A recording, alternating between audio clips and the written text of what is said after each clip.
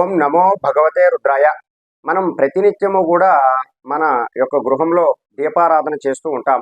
అయితే సర్వ దేవతల యొక్క అనుగ్రహం పొందాలి, లేదా ప్రత్యేకమైనటువంటి ఒక దేవత యొక్క అనుగ్రహమైన పొందాలి అని మనం చేస్తూ ఉంటాం.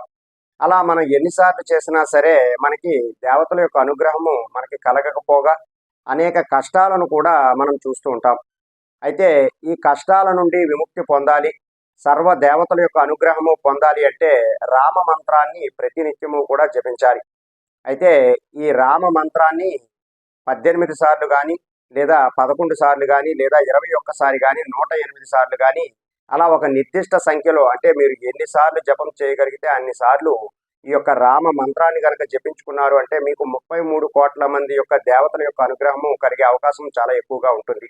ఇది ఈ మంత్రము మనకి రామ అష్టోత్తర శతనామావళిలో 107వ మంత్రము. ఆ మంత్రం ఏమిటి అంటే ఓం సర్వదేవాత్మకాయ నమః, ఓం సర్వదేవాత్మకాయ నమః. ఈ మంత్రాన్ని మీరు ప్రతిరోజు కూడా జపించడానికి ప్రయత్నం చేయండి. 33 కోట్ల మంది దేవతల యొక్క అనుగ్రహం పొందడానికి కూడా ప్రయత్నం చేయండి. సర్వే జనా సుఖినో భవంతు. శుభం.